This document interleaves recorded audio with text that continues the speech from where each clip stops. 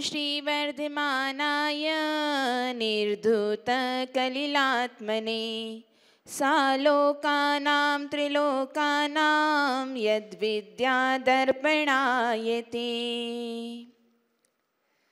जय जय मुनिसंघनायक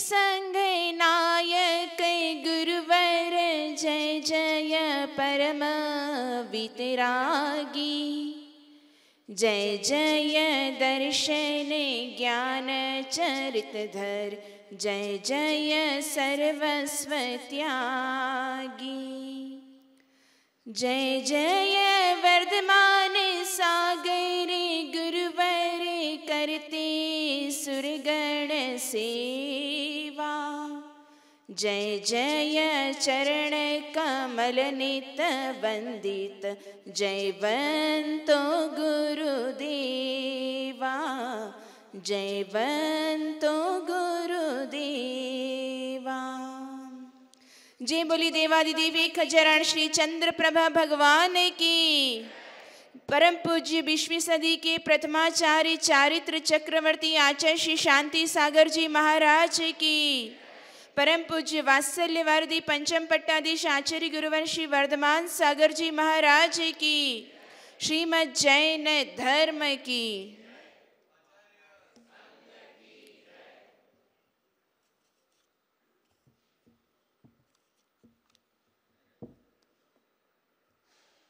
आज का यह मंगल दिवस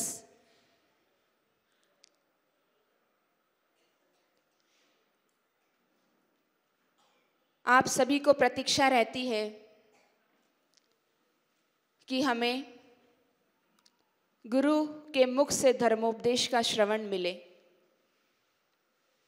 और हम अपने जीवन को अच्छा बनाएं।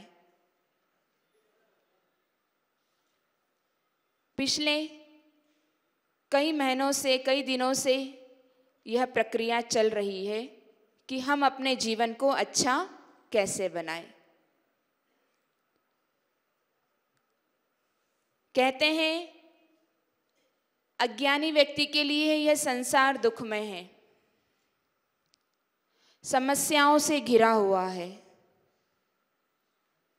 जो अज्ञानी व्यक्ति होता है उसे हर पल हर क्षण यह संसार दुखमय लगता है, और जो ज्ञानी व्यक्ति होता है उसे यह संसार आनंदमय लगता है। वह समस्याओं से घिरा नहीं होकर समस्याओं से शून्य होता है। जो ज्ञानी व्यक्ति होता है वो जानता है, देखता है और हर समस्या का समाधान करने के लिए तत्पर रहता है। वह अपने ज्ञान का प्रयोग समस्याओं को बढ़ाने में नहीं करके समस्याओं को समाधान करने में उस ज्ञान का प्रयोग करता है। वह एक ज्ञानी व्यक्ति होता है। एक होता है गोल चक्कर, है ना। संसार में हम सभी लोग रह रहे हैं, तो एक होता है गोल चक्कर और एक होता है सीधा मार्ग। अब गोल चक्कर में क्या होता है? हाँ, घूमते ही रहो, कहीं रास्ता ही नहीं मिलेगा। अगर गोल चक्कर लगाते रहेंगे तो घूमते ही रह जाएंगे हम लोग। तो हमारे आगम में कहा गया है, आचार्य देव कहते हैं कि 2 प्रकार के मार्ग होते हैं, एक तो गोल मार्ग और एक सीधा मार्ग। तो एक वासना का मार्ग होता है। कौन सा मार्ग?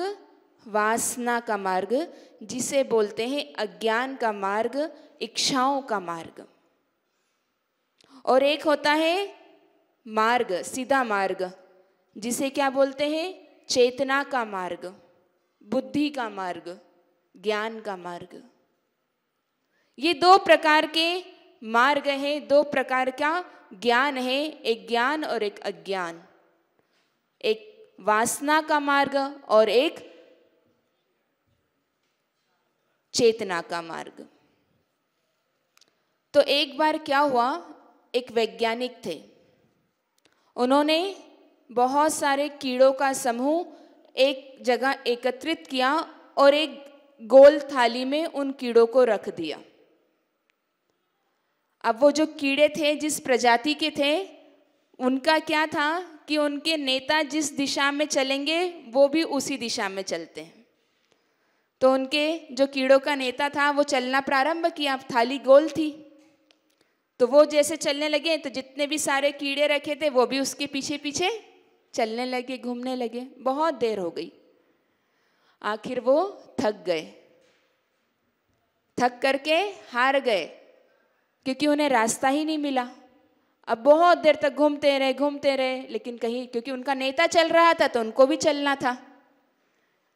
उस प्रजाति में ये विशेषता थी कि जिस दिशा में नेता चलेगा उसी दिशा में सारे कीड़े भी चलेंगे।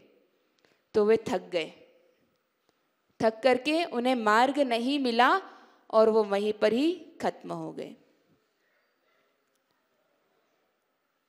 क्योंकि जो मार्ग तक पहुंचा दे वह चेतना का मार्ग है। हम मार्ग में भटकते रहते हैं, हमें सही दिशा का जब तक ज्ञान नहीं होगा हम अपने जीवन को उस दिशा में नहीं ले जा सकते। तो आप लोग यहाँ पर आते किस लिए? कि हमें दिशा मिले, सही दिशा मिले, जिससे हम अपने जीवन को, हमारा जो लक्ष्य है वहां तक ले जा सके।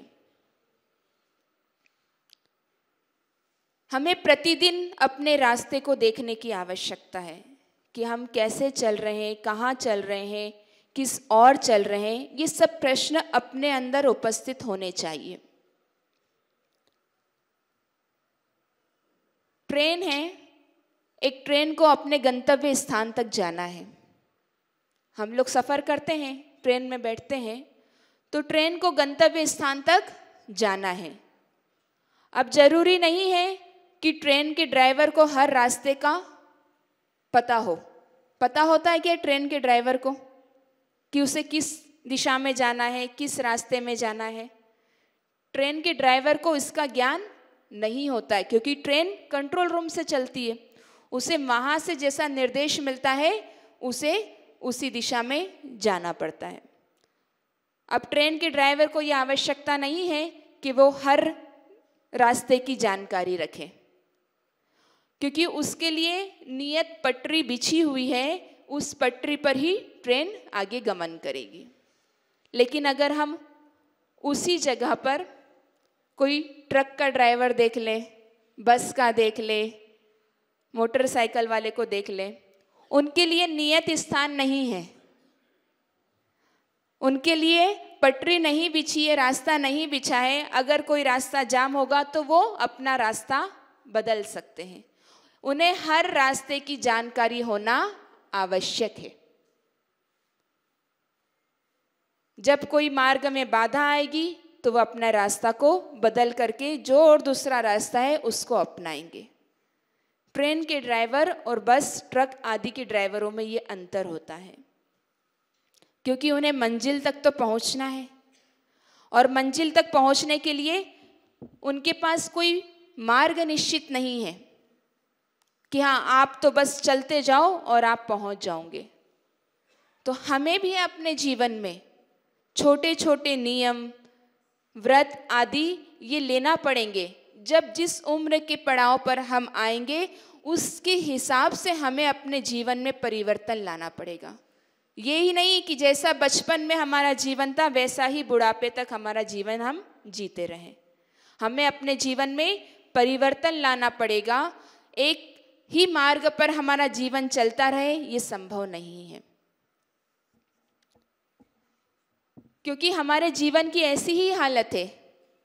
जीवन ट्रेन जैसा तो है नहीं कि एक पटरी पर आपको खड़ा कर दिया और चलो आप।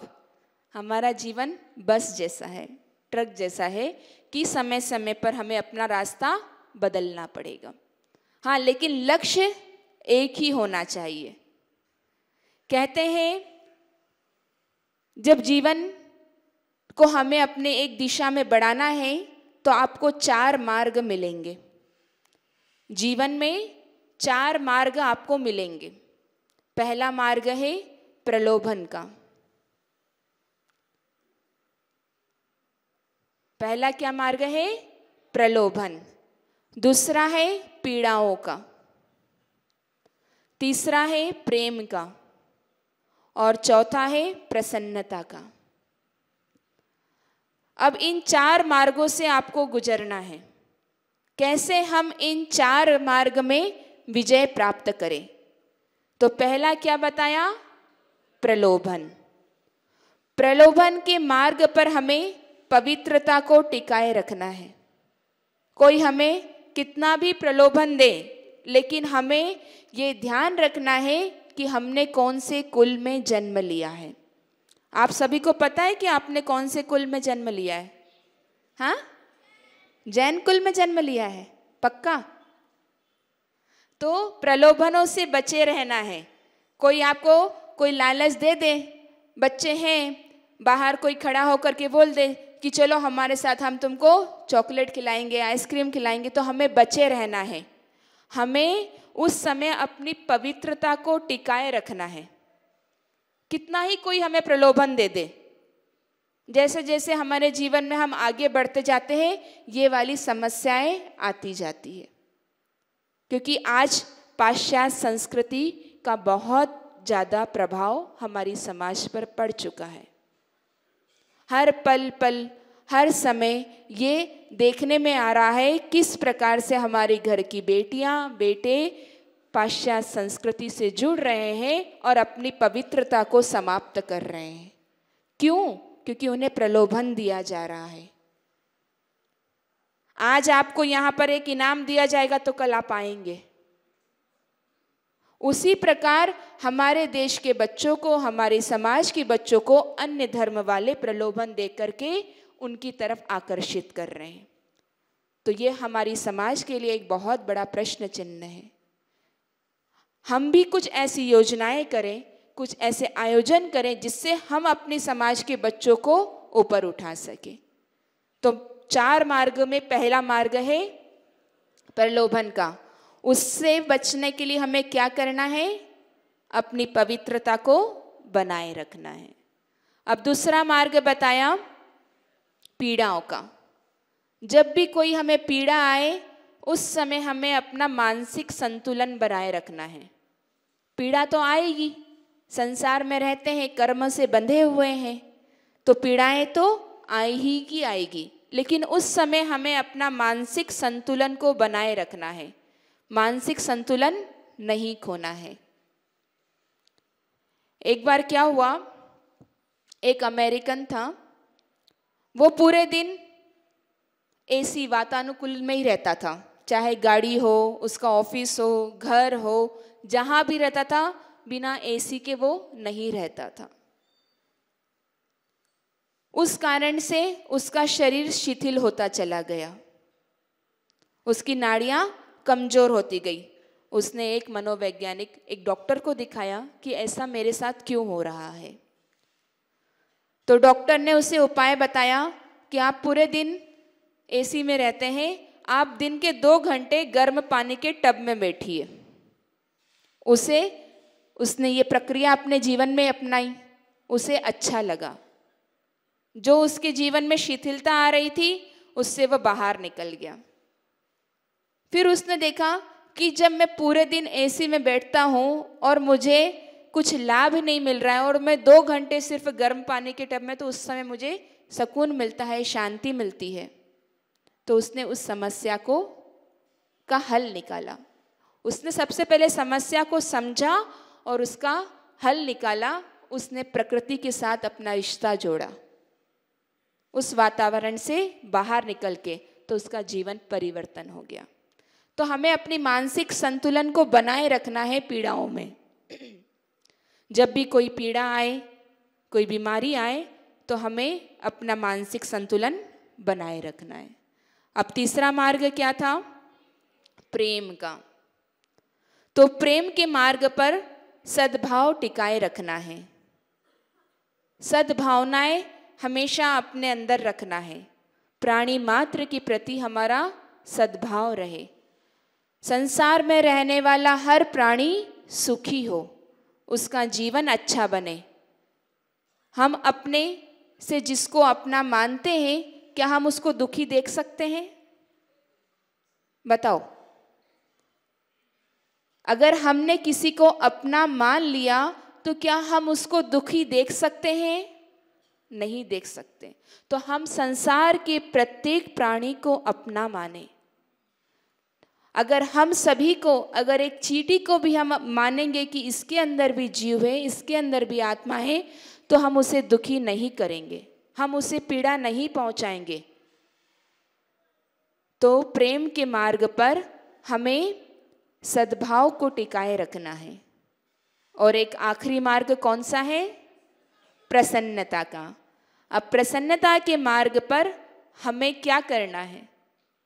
सबको प्रसन्न रहना अच्छा लगता है, तो प्रसन्नता के मार्ग पर मुस्कुराहट को संभाल कर रखना है।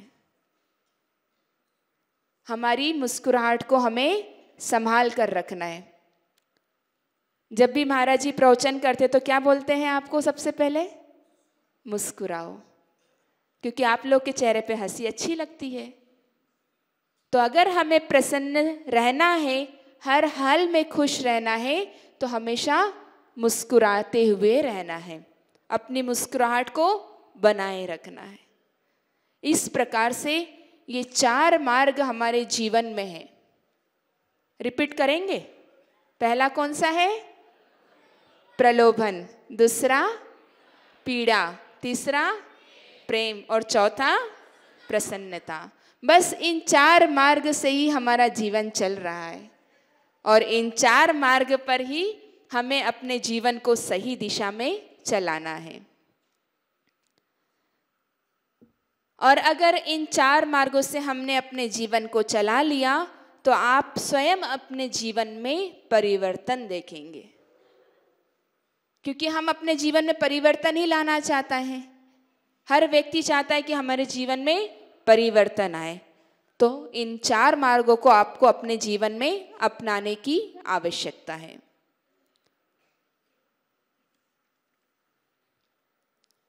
कहते हैं जब थाली में सफेद चावल आ जाए, फिर समझदार इंसान भूख हो तो भी मिठाई मांगता नहीं है कि अब थाली में चावल आ गए हैं, अब भूख लग भी रही होगी तो मिठाई नहीं मांगे, क्योंकि अभी इनका तो खाना पूरा होने और ये अब मिठाई मांग रहे हैं। तो थाली में सफ़ेद चावल आने के बाद कोई भी मिठाई नहीं खाता है। युद्ध के मैदान में यदि सेनापति के हाथ में कोई सफ़ेद ध्वज लेकर, जो सेनापति है वो सफ़ेद ध्वज लेकर चल दिया, तो क्या बोलते हैं कि दोनों पक्ष की ओर से अब युद्ध पर पूर्ण विराम लग गया, अब शांति की स्थापना हो चुकी है। सफ़ेद ध्वज लेकर के अगर कोई सेनापति खड़ा हो गया। साधक आत्मा जब शुक्ल ध्यान पर आरूढ़ होता है, छपक श्रेणी पर आरूढ़ होता है, तो घातियाँ कर्म भी अपनी पराजय मानकर उन्हें छोड़ देते हैं, क्योंकि उन्होंने शुक्ल ध्यान धारण कर लिया, वह छपक श्रेणी पे आरोहण हो गए। तो शुक्ल ध्यान के प्रभाव से घातियाँ कर्म भी हार मान गए। तो अब इसका सार क्या निकला? चावल यदि सफ़ेद हो तो भोजन को विराम, ध्वज यदि सफ़ेद हो तो युद्ध को विराम, ध्यान यदि सफ़ेद हो तो कषाय को विराम, पर बाल यदि सफ़ेद हो, हाँ,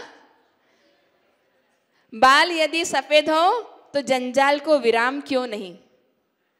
हम जो इस जंजाल में पड़े हुए हैं, इसको विराम क्यों नहीं दे रहे? हम खाने को तो विराम दे दिया, युद्ध को विराम दे दिया, कषायों को विराम दे दिया, लेकिन हमारे बाल सफ़ेद हो गए, फिर भी हमने इस जंजाल को विराम नहीं दिया। अलग अलग प्रकार की डाई करने लग गए। मेहंदी लगा रहे माता जी, डाई नहीं लगाते, क्योंकि अभी तो हम जवान हैं। याद रखना, अंतःकरण से सही जवाब पाना सरल तो है और सही जवाब मिलता भी है, परंतु मन वह सही जवाब को भी गलत देता है, बता देता है, उसे मानता नहीं है। जब तक हम अपने मन में यह श्रद्धा नहीं रखेंगे कि अब हमारा समय धर्म कार्य में लगने का हो चुका है। आचार्य श्री ने कई बार आपको उपदेश दिया, 4 प्रकार के पुरुषार्थ होते हैं, उसमें धर्म पुरुषार्थ भी होता है। तो धर्म पुरुषार्थ करने की कोई उम्र नहीं होती है, हमें हर पल धर्म पुरुषार्थ में लगे रहना चाहिए। आज आप अपनी समाज के ये छोटे छोटे नन्हे मुन्ने बच्चों को देख रहे हैं। आप लोग भले से माइक में खड़े होकर के बोलने से डरेंगे, लेकिन इन बच्चों के अंदर उत्साह शक्ति है। ये बच्चे उत्साहित थे कि हम धर्म से किस प्रकार जुड़ें।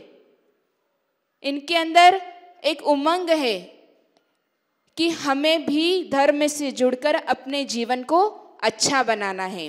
तो आज आप सब इन छोटे छोटे बच्चों से सीखिए, उनसे शिक्षा लीजिए धर्म को करने की, धर्म को अपने जीवन में धारण करने की। जब हम इन सब बातों को अपने जीवन में लेकर के आएंगे तो हमारा मार्ग निश्चित ही मोक्ष मार्ग की ओर ले जाने वाला मार्ग होगा और हम अपने जीवन को परिवर्तन करने की सही दिशा में आगे बढ़ा पाएंगे। इन्हीं मंगलमय भावनाओं के साथ जय बोलिए परम पूज्य वात्सल्यवादी आचार्य गुरुवर श्री वर्धमान